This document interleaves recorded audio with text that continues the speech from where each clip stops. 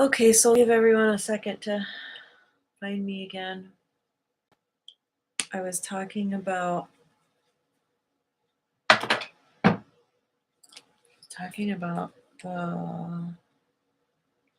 two of clubs. I'll be right back.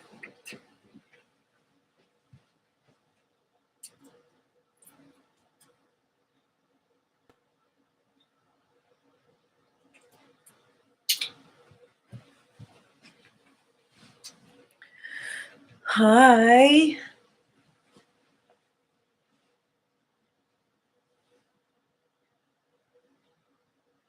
Okay, so you'll just have to like rewind to no. I'll just start fresh until we get, I think it's Tatiana back.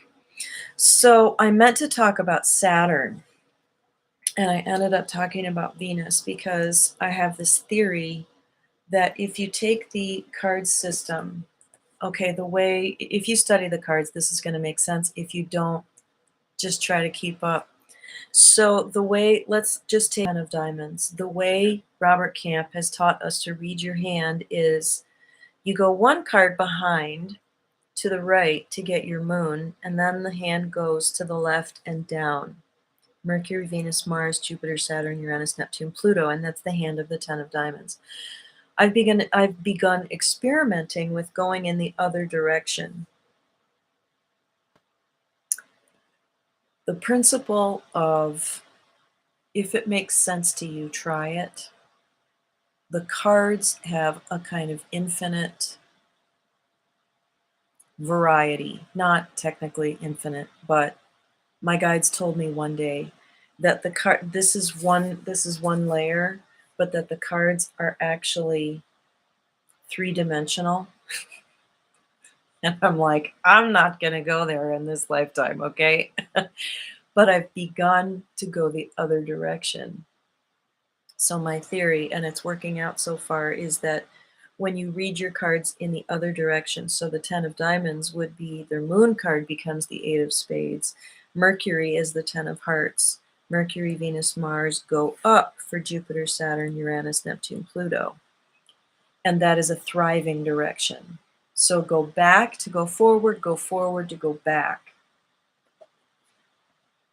It's a hermetic principle, and it works. So I'm trying it specifically with the Venus retrograde energy. We know that when planets go retrograde, we have to kind of dig around in our stuff. Our stuff gets dug up and put in our face.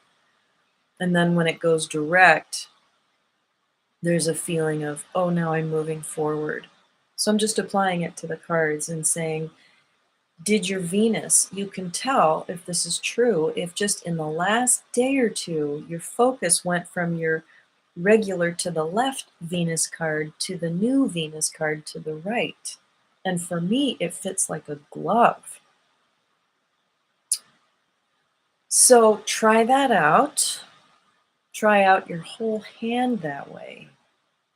And if you have Destiny cards or my book, you can just make a really easy graph. Maybe, actually when you buy the kit, you do get a bunch of empty pages that kind of are like a study sheet. But it's a really important thing to study your hand. I know this is all generalities I'm talking in, but the study of one's own hand is like looking at your astrological chart. It is so revelatory about your life and why you are the way you are, what your lessons are, what your gifts and abilities, how other people experience you, your energy. It has really freed me up in a lot of ways. And as Robert Camp says, just try to not be your card. It kind of frees you a little bit. It's like, okay, I'm the 7 of diamonds this time around, which just means people are going to like me, but I'm going to strike a lot of people as just being really strange, just really outside the box, like that girl. It's just been really hurtful to me to learn that some people think that way about me, but it's like, well, I picked the Seven of Diamonds because one of my purpose is to be a poster child for that in us which is utterly unique. So it's a Uranian kind of energy of uniqueness. So I don't have my old crowd back yet. Hey, I'm live. Come back over here. So I was talking about, so if you're watching, tell me your birthday and we can take a look at I'd like to shift gears and start to talk about the Saturn card now. Let's talk about the Saturn in reverse. That would be tricky. Yes, that's a fit. It is almost as if we have been living with Saturn retrograde for millennia. This is totally a wild theory. I'm going to throw it out. What if Saturn went direct? What if the tide, the global tide, the story of Earth just had a major shift? And now we can live our hand in reverse, which turns out to be our forward moving natural hand. What if? Okay, so that would mean give me a birthday to work with here. Let me apply my theory. I'm going to apply my own theory if no one shows up. Okay, I'll use my own hand. So the Seven of Diamonds, my Saturn card is the Two of Hearts, which means relationship has always been my classroom. Relationship is just hard for the Seven of Diamonds. You've got to ease off of the Seven of Diamonds in your lives, okay? They didn't set out to be like, I'm going to go through a lot of relationships in my life. I'm going to break a lot of hearts just because I want to. No, the Two of Hearts is where we've been. But if we go in the other direction, Mercury, Venus, Mars, Jupiter, Saturn, it becomes the Ten of Spades. So Saturn in the positive becomes, what am I going to gain mastery with? What is my sole purpose being, hi Claudio? What is my sole purpose being completely free and unencumbered? Like think of us as like Eden. Think of, just conceptualize for a moment that sin never entered the world. And we're like the Pleiades, or we're like some planet where everything's just great. Maybe this is the direction, this is the significance that Saturn takes on. For me, it becomes the Ten of Spades, which is I just get to be really, really busy and be successful and accomplish a whole bunch of shit. Wouldn't that be great for Seven of Diamonds, to be really, really successful in the world? Because they always experience the opposite. So Claudio, the Eight of Clubs, your Saturn in the old world is the Eight of Spades, which is this stubbornness. It becomes quiet confidence, quiet, understated strength, confidence, knowing one's own mind and not being so subject to people around you. But Saturn in the other direction would be Mercury, Venus, Mars, Jupiter, Saturn. It would be the King of Hearts. Oh, Jaylene, good. We'll get back to you. So, the King of Diamonds, rather. So, Claudio, let's just test this out. The King of Diamonds as a positive Saturn card for you would be that you finally have gained this level of confidence and strength, and now you're going to create your own kingdom, run your own business. It represents a king in his kingdom, having people work for you, creating something that is really, it's born out of a sense of a totality of confidence in what you are here to bring the world. And that King of Diamonds is a cheerleader archetype. I believe in you. So, does that fit? Can you conceptualize yourself doing something like that? And if it feels like a burden, then it's not time. because Eight of Clubs have a lot of burdeny stuff that they have to get rid of. Okay, so Jaylene, let's look at your Venus because I started to talk about that. So the old world Venus is the Jack of Diamonds, which is the entrepreneurial card. But it can also be kind of a quirky, it's quirky for women. Good, Claudio. It's a quirky energy for women, the Jack of Diamonds. Let me just kind of go with this straight interpretation of that.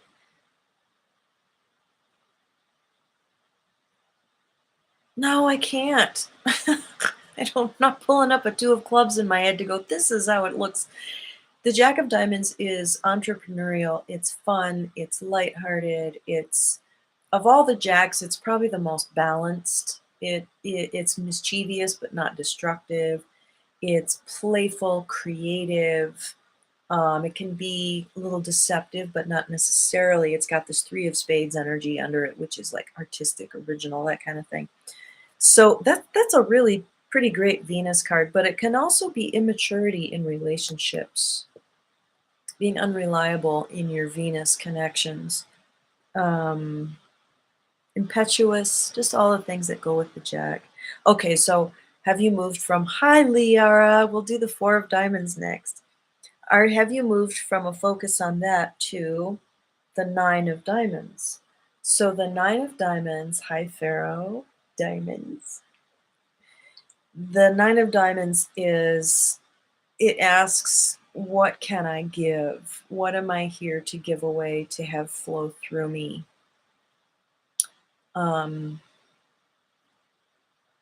It feels like it's a slightly more mature vibration or focused on,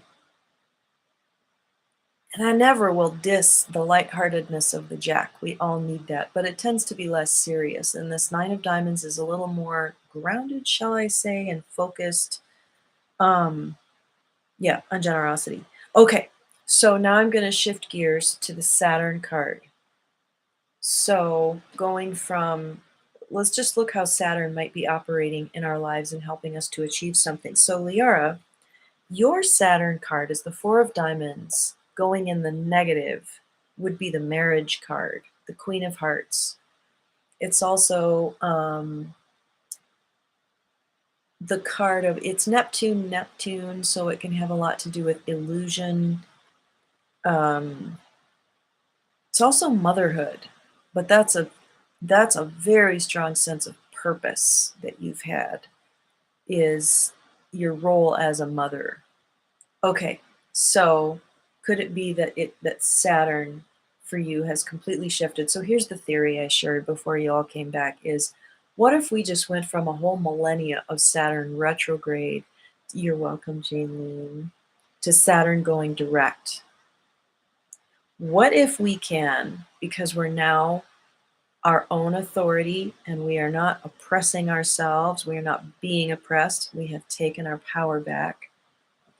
What if we take Saturn in this positive direction, which would be for the Four of Diamonds going backwards, Mercury, Venus, Mars, Jupiter, Saturn. Your new Saturn card, the Saturn in Thrive position, is the Seven of Spades, Liara. Oh, again, this Russian. Hello. I wish I knew what that meant. Are you Anna? Anya? Okay, yes, I will do the Ten of Hearts, this whole Saturn thing.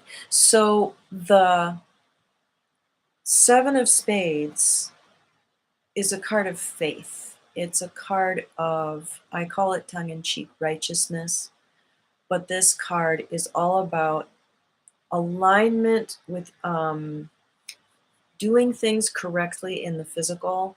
All sevens can have an energy of perfectionism about them, but there's a sensitivity.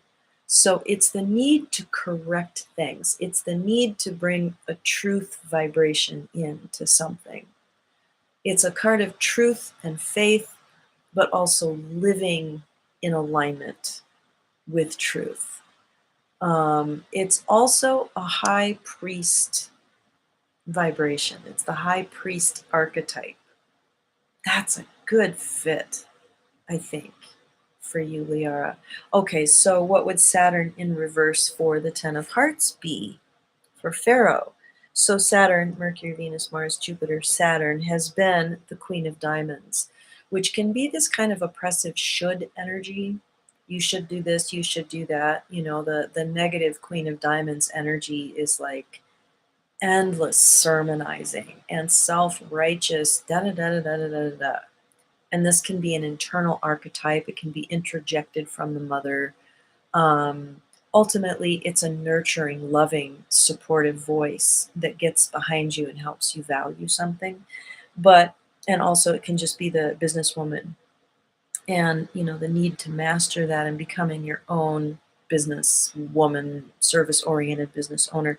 Okay, but let's take Saturn in the other direction. Mercury, Venus, Mars, Jupiter, Saturn would be the two of diamonds. And this is where you get to be selfish. If we've been codependent our whole lives, then being, you know, taking care of the self and being mindful of what it is that we want can feel selfish. So the two of diamonds is here's what I want. Here's my business, my internal business partner that says I can have what I want.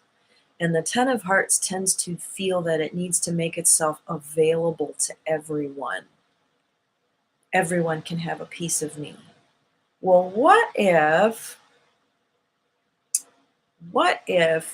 that weren't true anymore and you got to be like, oh, what do I want? What do I want for myself? And what if I really backed myself up with that? Chances are that would serve the collective better than this codependent thing that says, I think this is what I should be doing for everyone. Not that a lot of love doesn't come through that, but when you're on fire with your own, what you really want to do, that lights other people up more. So, anyway, think about that. Exactly what you're going through at the moment. Wow, that's really interesting. Going from a role of mother to the role of high priestess. Yeah, we do need to connect. I have just been under the rug of this virus. It is just, man. How's everybody been? You're taking time for you, that Two of Diamonds energy. Oh, I'm so glad to hear that. Okay, you know what? I'm going to do a card spread, which I haven't done in a long time because I just haven't cared about what's going on in the world. I'm awfully excited about Canada right now. And the day before they got to the Capitol, I just said to Stuart offhandedly, because we're watching Murdoch Mysteries, I'm like, hey, what's the capital of Canada? I can't believe, number one, that I didn't know it, but number two, that it never occurred to me that I didn't know it. I was born in Michigan. I was surrounded by Canada. We went there fishing every summer when I was a kid. So anyway, Ottawa is the capital, and that's kind of the epicenter of freedom right now, which is so great. You've been with a tummy bug. Oh. So I listened to Molly McCord, and she said whatever's been stuck this past month is gonna get unstuck in February. I'm so beyond ready for that. We've been in a retrograde of some kind since last April, and the 26th of this month, all the planets will be direct. So Venus just went direct 2 days ago. Big, huge relief because that's been retrograde since November, early November. So it's made us not really want to connect very much. It's made us, I don't know, seeing dysfunctional patterns in relationship, I think. Maybe even feeling dissatisfied with home. I don't know. I just know that with the minute that it went direct, I felt better. I just felt so much better. So let's do a reading. Somebody ask a question. Ask a question. And I'm just going to throw the cards. Okay,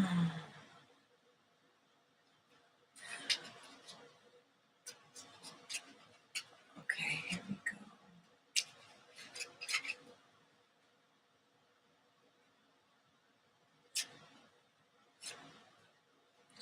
Mercury, Venus, Mars, Jupiter, Saturn, Venus, Neptune, long range. Boris. Okay, all of your answers are in this reading. Will BJ keep his job? Jane X. Sanders, when will I move into my apartment? Queen of Diamonds. So that may not necessarily answer the when, but intuitively I'm hearing this week.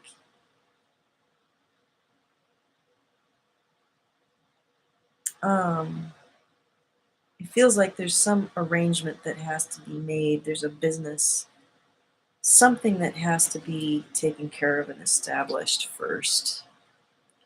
Sorry, don't know if that's, yeah, the when questions are always tricky because we're making this up as we go, and various choices and thoughts we have along the way can continuously change the timeline. But okay, let's look at these three cards for Boris. Gosh, what's his card? I'm gonna look up his card really quick. Boris.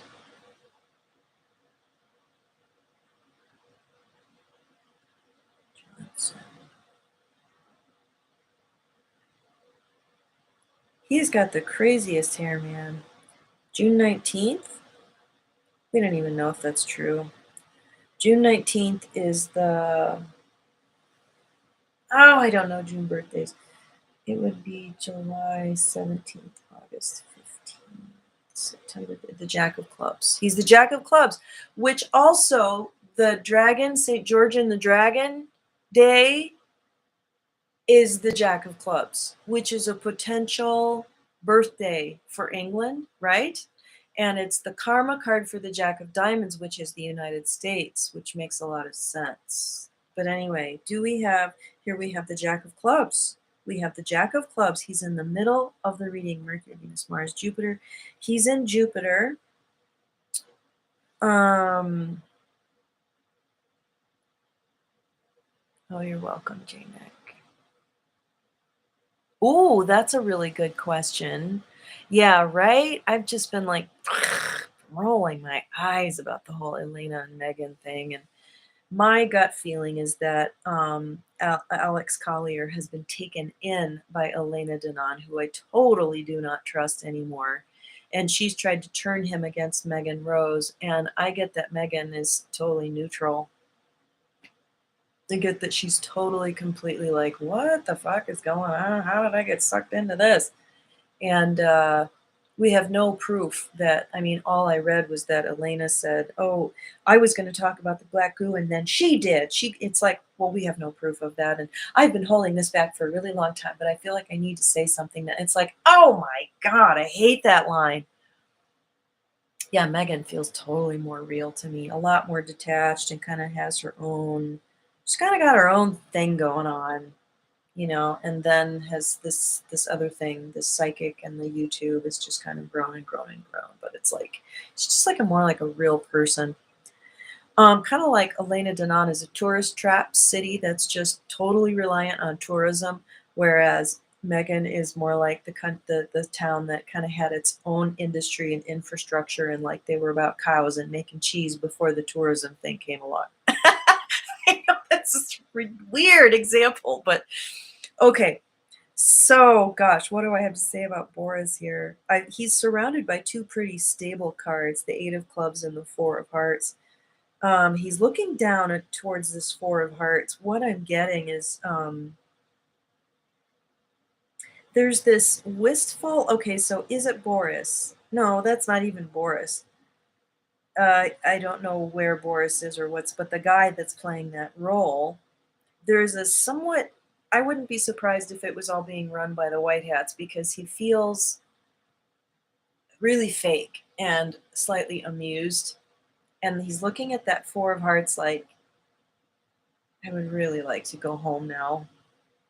I would so like to just get out of this. And he's finding some kind of amusement with it all. And it feels his role is juxtaposed with whatever the next move is for England, whether it's, London Bridge is coming down or whatever.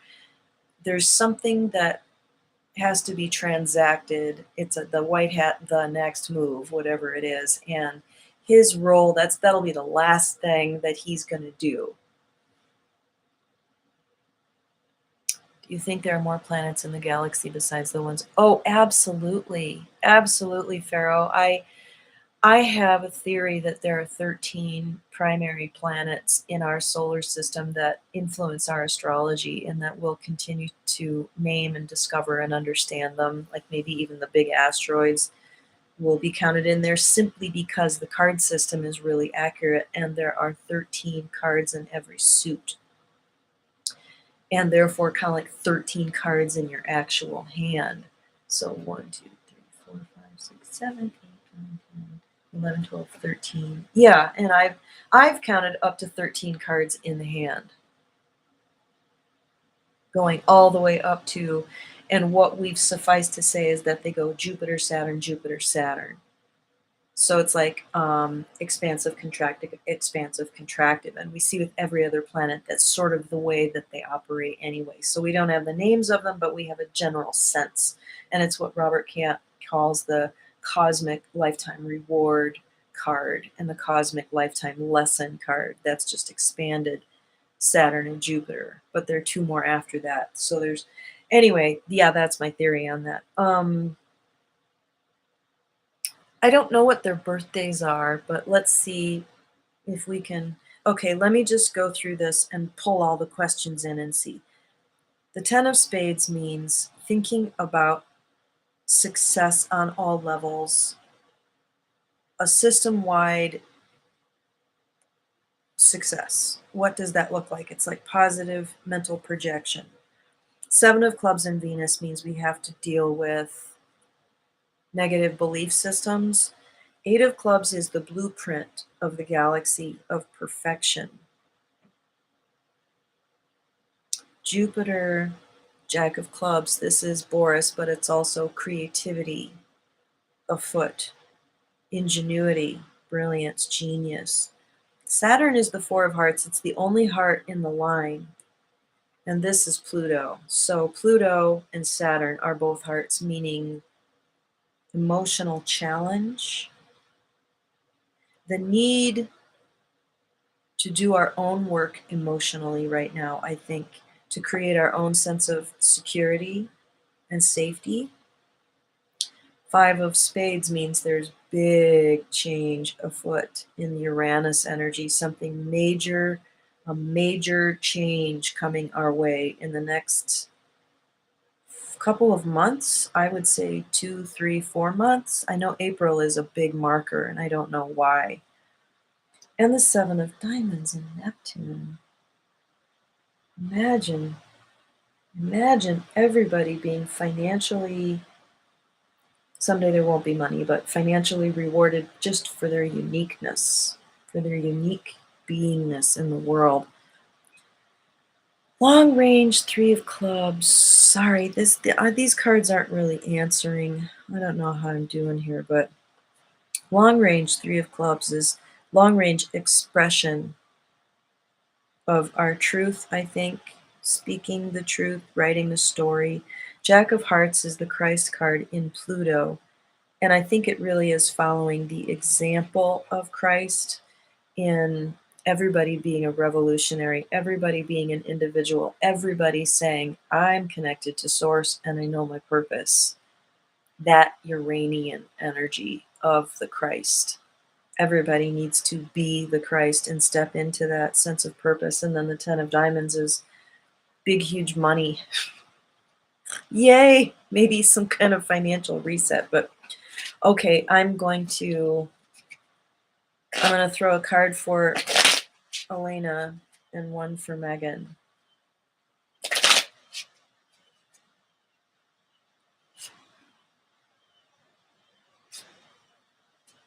Ooh, interesting. Okay, so Elena gets the Ace of Diamonds, and this to me feels like an enterprise. She has her own enterprise going. The Star Trek reference is relevant. The Jupiter Neptune is relevant. I think she's about money. She's about her own enterprise. And there are good things in there, and there's also, I think, just the delusion of I could create this whole big thing here and make a lot of money. And it's based on some experience and some truth, but this feels like the overarching card. Megan Rose, the Queen of Clubs, this is the card of the psychic, the intuitive, the Mother Mary, the nurture with knowledge. That says it all, right? The uh, the sensitive. Yeah. What's Megan been doing lately? I haven't even really checked in with her. I thought it was very telling that in the midst of all this, she comes out with a video on unconditional love. And I'm like, yeah, right? Right. Um, does anybody else have any comments on that? Because I think I am going to shut it down now because I'm just so tired. It's like a lung tiredness. I didn't, throughout this whole thing, this whole sickness that I had no lung problems, no breathing problems whatsoever. But my lungs feel like they're recovering. They just feel tired. Breathing tires me out. I do feel majorly reset. I want to talk about the illness for just a second in case anybody else has had this experience, in case it's the bioweapon we all know and love. I think it was an initiation. It felt AI to me. I think I did have a variant, and it felt AI, and it felt like it was designed to be the great accuser, to pull up anything that had a compromised or lower vibration in my psyche, my Achilles heel, so to speak.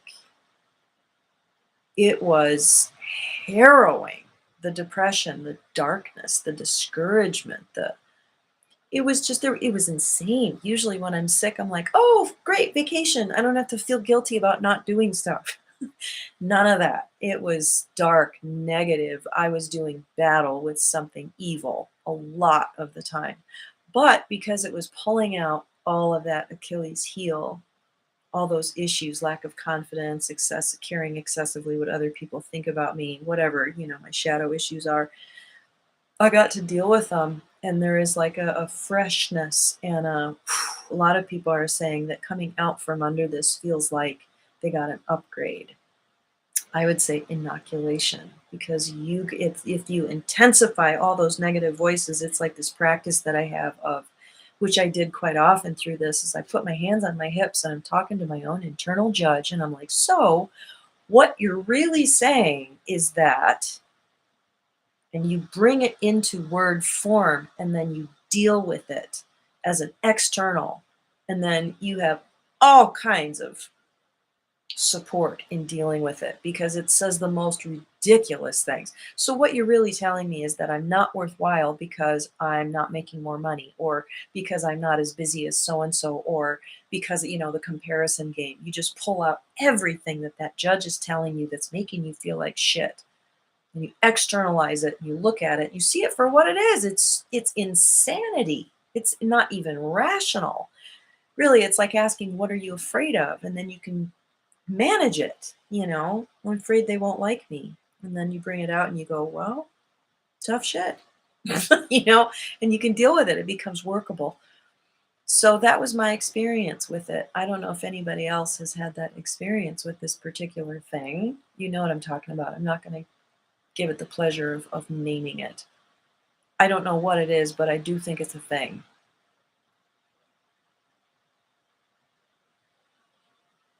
So I do think we're all going to come out cleaner. I think it was a massive gift because now everybody's immune. It's extremely virulent, virtually harmless, was really tough. But the more time goes on, the more harmless it becomes. I've talked to people who had this like a couple months ago, and it was way worse than what I had. And yet, what I had was pretty intense. So then we'll all come out from under it being really just like solid immunity. And the CDC just came out with, oh, guess what? We did this study between May and November, and we've concluded that natural immunity is much more powerful and effective and like zero cases of recurrence with natural immunity if the person wasn't this. that category came out the best. It's like, oh, imagine that. But, there it is. There it is. It's coming out, and that's what I want to start telling people. It's like, oh, did you get the memo? Did you know? And also, they've discontinued using the PCR test because they've determined that they can't distinguish the difference between a cold and such, which makes me wonder, what the hell was it? What are we dealing with here? We're dealing with something. Anyway, you had that experience in September. Oh, yeah, my sister-in-law. Was it really rough back then too? Because the earlier on you got it, I think the worse it was. But obviously, it's like it's doing what viruses do. They turn into nothing. And I've just wanted to say to people, everyone just assumes you get sick, and they're like, "Oh, you've got da da da," and it's like, what if I just got the flu? There is such a thing still, I think. Ah. And another rant I just have to say, since I've got people listening, is that what's really jumped out at me, and I think the other day finally I went, okay, I have no one to say this to. I don't even want to think about this. But, hi Max. Everything that was rolled out, okay, I went and looked at the studies of remdesivir on Ebola and how it didn't even last the length of the study because the adverse rate was over 50% and the death rate was like 14 to 20%. People dying from kidney failure and organ failure from this poison that they call a drug, remdesivir. And then Fauci says these are the acceptable treatments. And one of them's remdesivir. And he knew it's because it didn't work and that it would kill people. And then we could say, oh, all these deaths from you know what. So everything that they did was about the vaccines. Everything was directing us towards that and away from all the things that would cure, all the things that would actually end it. I mean, I knew that back, but like now it's really obvious. And I'm thinking maybe it's obvious because now that's going to become the next, like, scratch your head and people kind of look at it and go, wow, they've decided that ivermectin works. Okay, my friend Michelle's calling again. So I'm going to go. I love you. Thank you so much for joining me. This was really fun. We'll do this again sometime, I promise. Bye.